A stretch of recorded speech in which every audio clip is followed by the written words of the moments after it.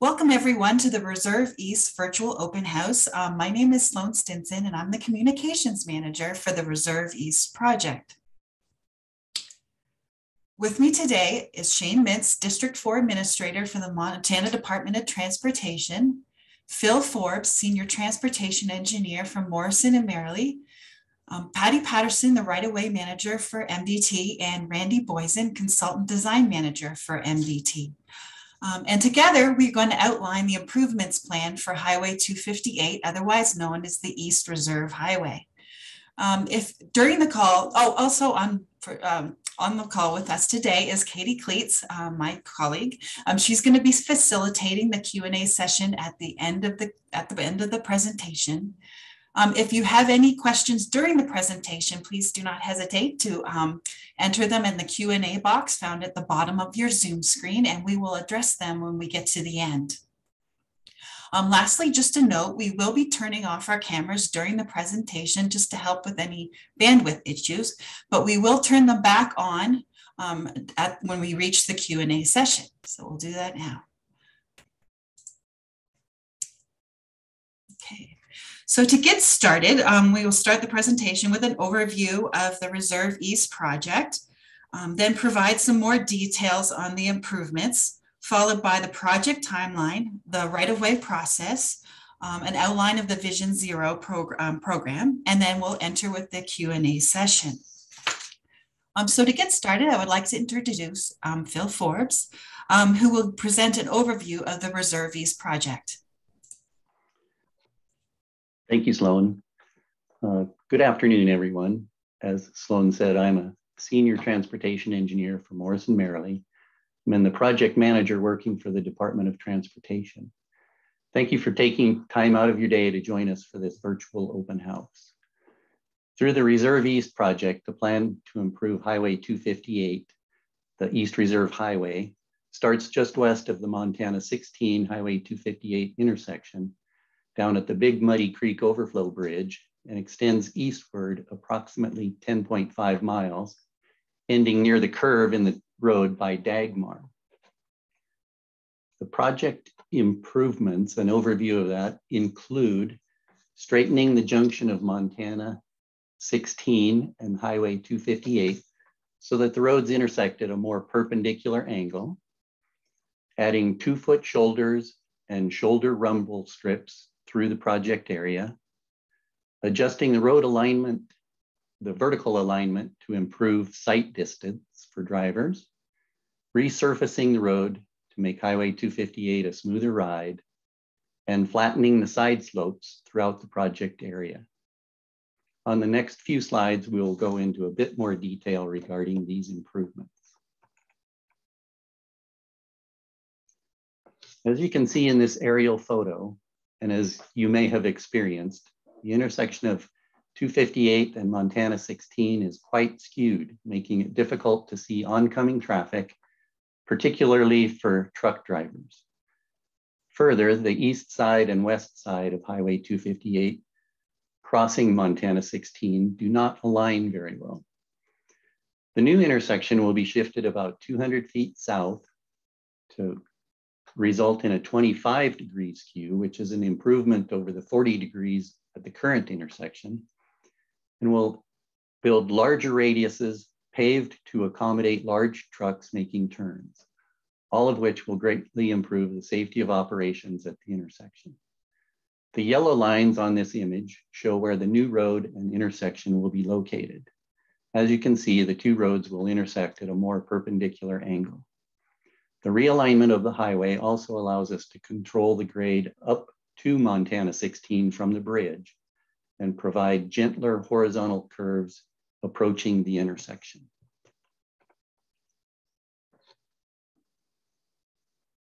Regarding sight distance improvements, the sight distance will be improved through the vertical realignment of the highway in spots, particularly at the crests in the existing profile. One of the most significant adjustments is shown on this slide in the area just west of the cell phone tower. This 8-foot lowering is not typical. Most of the crests need to be cut down only 3 to 4 feet to provide stopping sight distance. There are a few of the low spots in the profile that will also be raised to improve sight distance as well.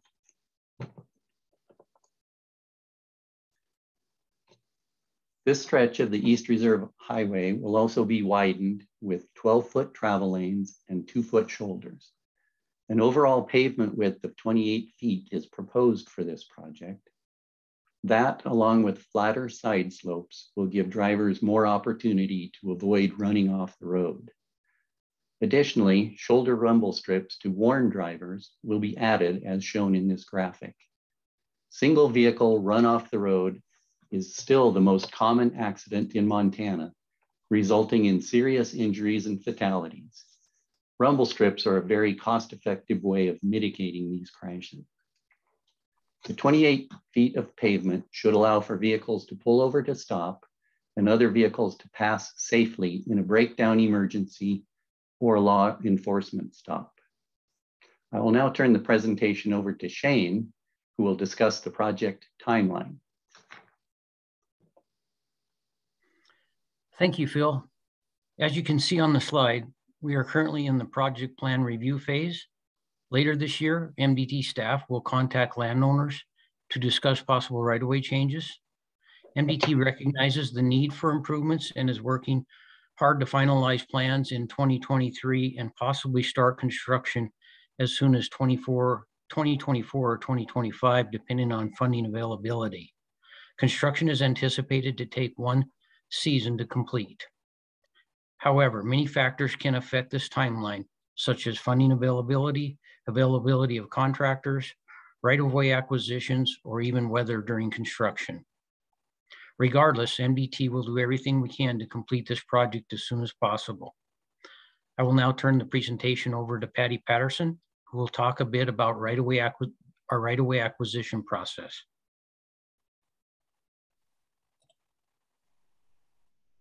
Thank you, Shane.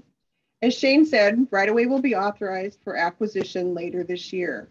The process starts with the valuation in which agents will gather information about recent land sales, as well as any impacts to the property adjacent to the project. Once those are completed, we will offer to meet with all of the landowners affected to acquire the necessary land to allow the project to be let. The offer of compensation is for fair market value, which is required by the federal and state laws. During the acquisition phase, owners will have the opportunity to discuss approaches, fencing, and any other items. Upon completion of the acquisition, the project can be certified for letting. I will now hand it back to Shane. Thank you, Patty. Improving the safety of the East Reserve Highway, along with Montana's thousands of miles of state roads and highways, is a vital component of Vision Zero.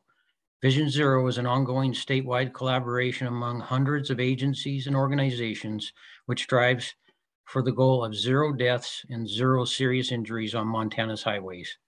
We thank you for doing your part to help MDT on this mission by driving safely and responsibly on Montana's roadways, as well as contributing feedback on projects such as this one. Your feedback is a vital component to making Highway 258 a safer and more efficient highway for all who use it. I will now hand the presentation back to Sloan.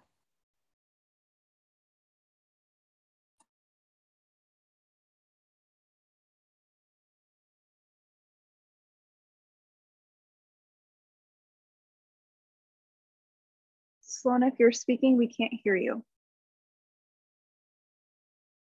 So sorry. Thank you, Shane. As the communications manager for the project, it is my job to keep you informed on the project's progress during each phase right up to the end of construction. But we also want to hear from you. Your comments, questions, and concerns are important to us and vital to the project's success. So we encourage you to stay informed and not hesitate to reach out if you have any questions or comments. You can contact us by emailing me or calling the project hotline. The contact information is on the slide, so please take note of it. This information is also available on the project's page on the MDT website, where you can also find more regularly updated project information. So now we will turn our cameras back on and turn it over to Katie for the Q&A session. Thank you, Sloan. So it looks like of the attendees that we have here, there aren't currently any questions in the Q&A box, but we will certainly wait to see if any of those come through. So folks, just in case you missed Sloan's instructions earlier, you can add any questions that you have for our team or anything that you would like a little bit more information on into the Q&A system at the very bottom of your screen. It looks like two chat bubbles, so you can type all of that information in, or if there's something that you would rather talk with the team about at a later date, feel free to also send that information and we can make sure that Sloan and the team follow up with you offline at a later date to ensure that you can have those questions answered.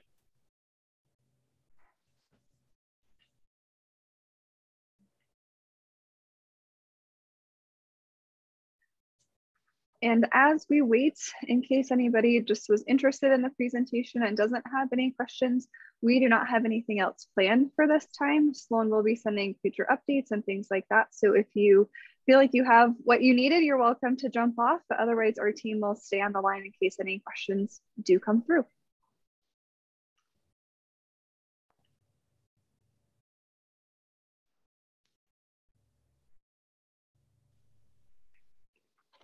All right, so we have one question from Nicholas, and he's saying with the Sheraton Electric Cooperative, will the right-of-way also change along the project? So Phil, maybe I'll turn that over to you first, and then we can follow up with Patty or anybody else as needed. Thanks, Katie. The short answer to that question is yes. With the widening and the flattening of the slopes through the extent of the project, we anticipate acquiring additional right-of-way along the entire corridor.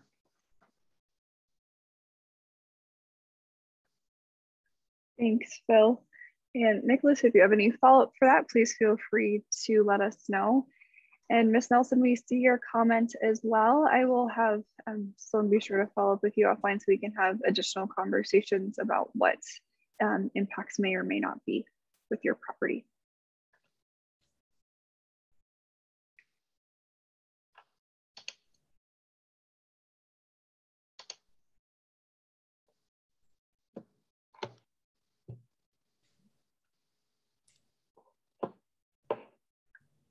And one more for you, Phil. So Ms. Nelson is also noting that 2 feet might not be large enough for large equipment. So it might be helpful for the folks on the line just to hear what plans are for the roadway and what design considerations are being made. Thank you, Katie and Shirley for the comment question. Regarding the additional 2 feet on each side of the roadway, currently the road is roughly 24 feet wide with no shoulders. When you get out towards the east there at the Dagmar area and those curves, earlier improvements added 2-foot shoulders to that. Again, the graphic that we showed during the presentation indicates 28 feet total. And that's the same as farther to the east on the East Reserve Highway. And it's also in conformance with the state's overall plans for all of their highways. They've gone through and identified shoulder widths for every state maintained highway in the state. And that plan calls for 2-foot shoulders. So this is in conformance with that. I think the primary driver, besides, following the master plan, is that any additional or extra width would clearly cost more, especially over the 10.5 miles of the project. And the harsh reality is that given the fiscal constraints, we would have to reduce the length of the project. That is, reduce how much we would improve it. Regarding the width needed for agricultural equipment, we recognize that the equipment has gotten bigger and bigger over the years. I just am hopeful that given the traffic volumes on this particular part of the highway, again, we're hoping that with the widened shoulders and the flatter slopes, we can accommodate all of the traffic using this particular route. Thank you, Phil. I think that's great context for us to have. At this time, I'm not seeing any other questions or comments. So again, we'll wait on the line if anybody has anything that they want to share or additional follow-up needed.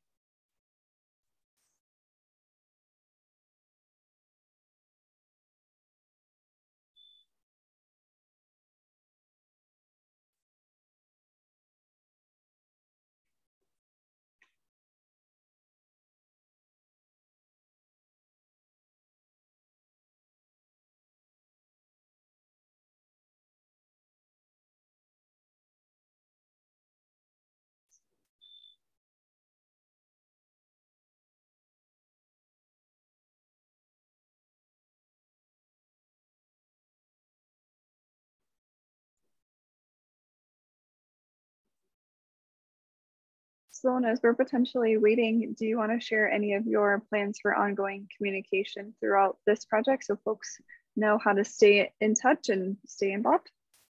Of course. So yes, you can email me at any time. And of course, we have our project hotline, which is answered Monday through Friday during business hours. All of this information is also on the Reserve East webpage, so please feel free to go on there to get some more information. I will be sending out quarterly updates this year just to keep everyone in touch with what's going on. But again, please feel free to reach out at any time. The updates will be also posted on the webpage. If you are not on our mailing list currently and would like to be, please just reach out to me by emailing me or calling the project hotline, and we'll make sure you get put on the contact list.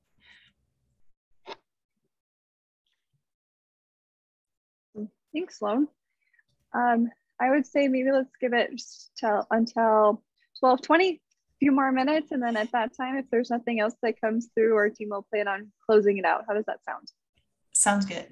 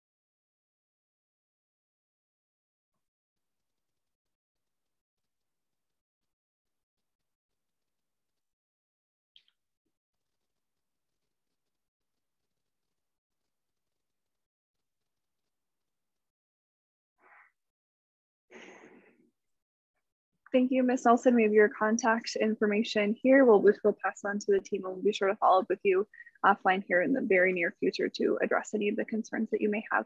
We appreciate you attending today so that we can get in touch.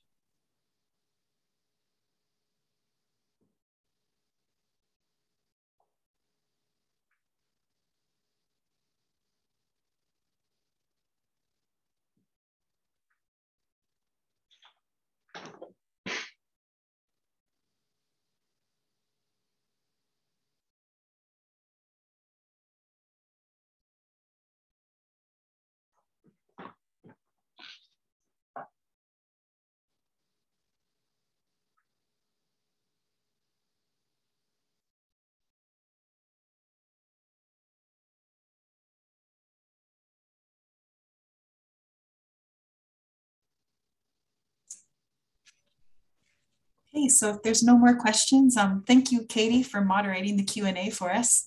Appreciate that. So that concludes the presentation for today. This presentation was recorded and it will be posted on the project's webpage, so you can refer to it, and please feel free to share it with family, friends, and neighbors. Again, if you have any further questions or concerns or comments, please reach out and let us know. Otherwise, thank you for joining us today, and we hope you have a wonderful afternoon.